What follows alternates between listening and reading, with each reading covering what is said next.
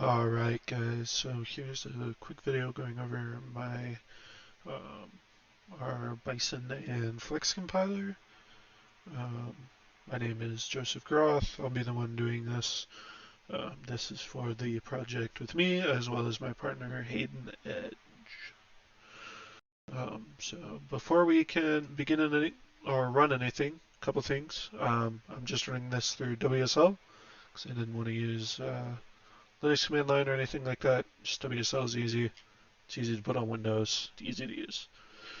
Next, you'll need these 4 files. And what are these files? Well, first one is our Lexer file. This basically just goes over tokenizing everything and basically just goes over what everything is, gives rules to everything, and how it should be returned in the parser. That is this lexer.l file, as you can see down here. I'm just keeping their directory open just to show you where all these files live and how they're created and or generated. So next is our grammar file. This is our main file that basically defines how the compiler or the parser works. This basically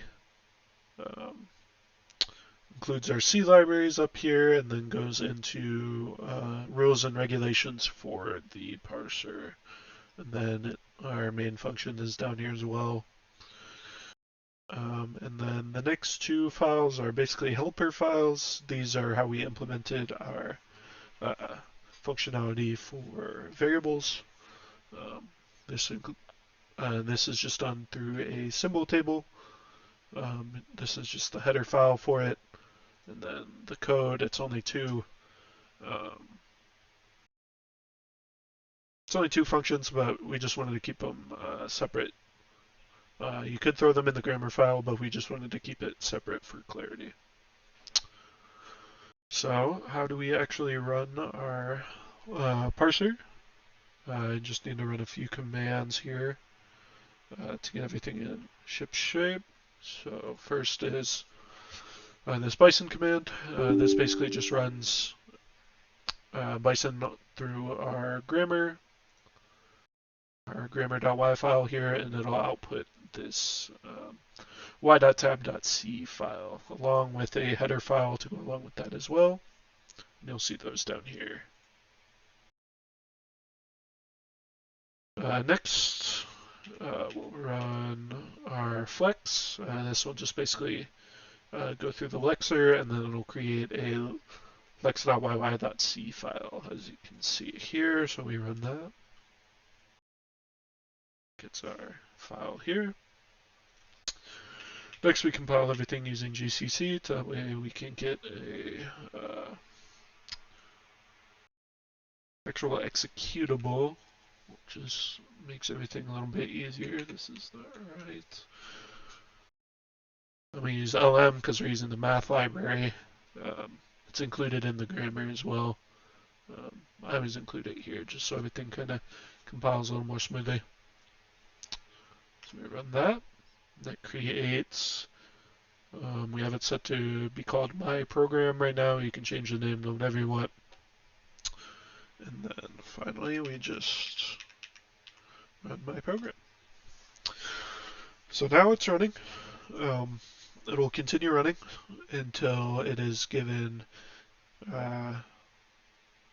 there's only 2 quick conditions right now. You can type exit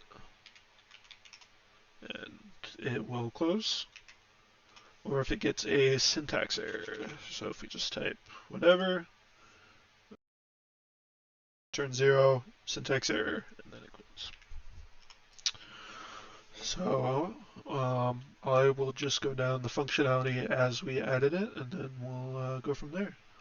So first we added basic arithmetic, so stuff like addition, subtraction,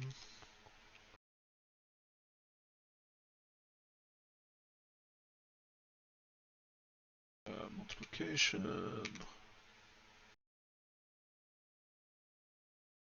and division. Why did that come back?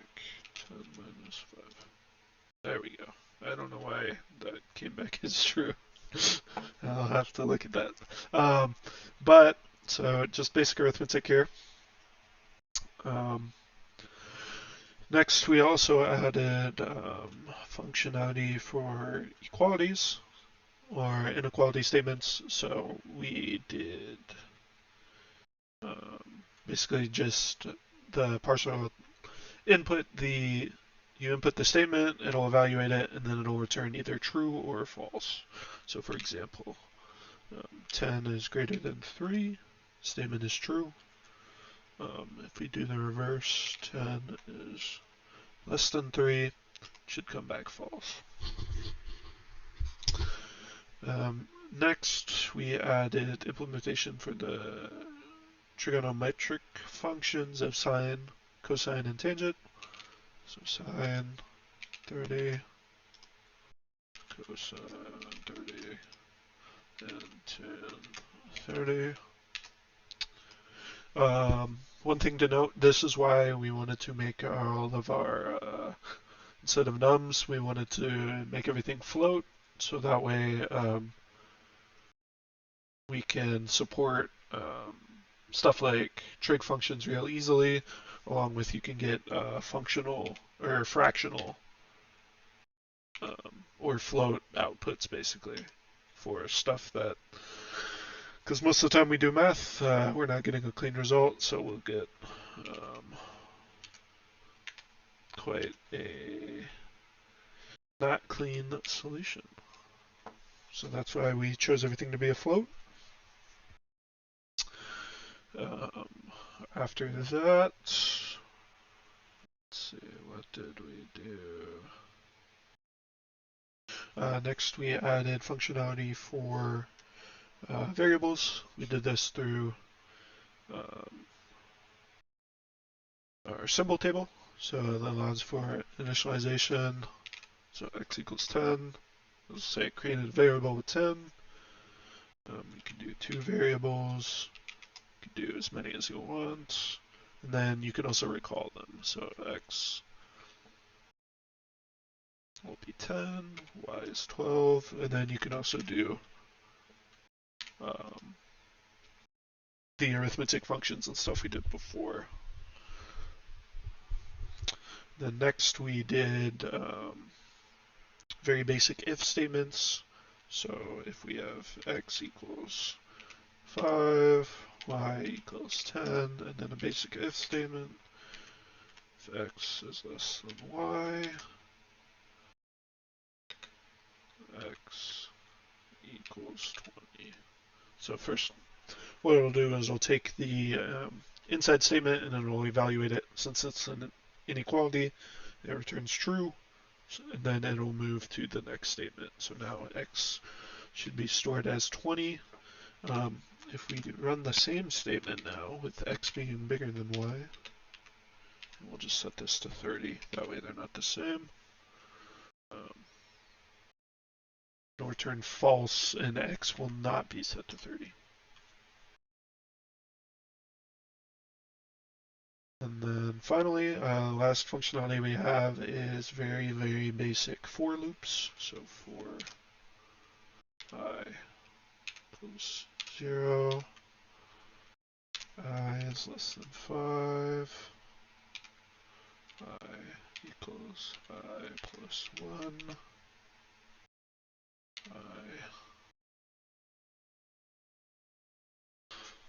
So basically I did a for loop iterating I up to 5. One thing with our variable initialization, if you don't initialize it to anything, it'll be set to 0. So as you can see here, it's set to 0. It starts iterating and incrementing I up.